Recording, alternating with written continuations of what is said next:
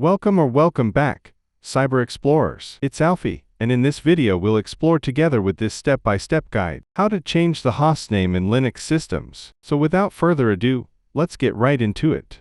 You can change the hostname, computer name, in Linux using commands like hostname, hostnamectl, editing configuration files, or GUI tools depending on your distribution. Methods to change hostname in Linux. Using hostname command, temporary change. This method changes the hostname until the next reboot. Open the terminal and type. Note: replace new hostname with your chosen name. Useful for quick testing, but not persistent. Using hostnamectl command, persistent, immediate change. This method changes the hostname without system reboot. Note: replace new hostname with your chosen name. Editing etc hostname, persistent, requires reboot. Open the file. Replace the old hostname with your new one. Save and exit. Updating etc hosts, critical for local resolution.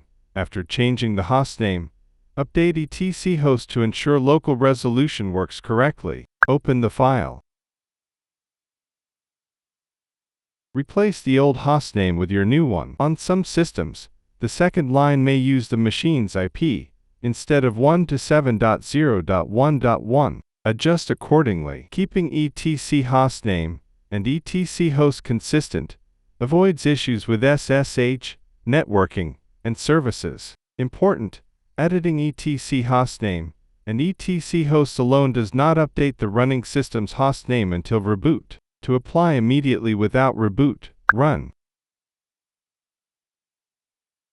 Note: replace new hostname with your desired hostname. Using GUI, desktop distros, on Debian, Ubuntu, Linux Mint, and similar desktop environments, go to Settings, System, About, Device Name. Enter the new hostname. Restart to apply changes. Important notes: restart optional.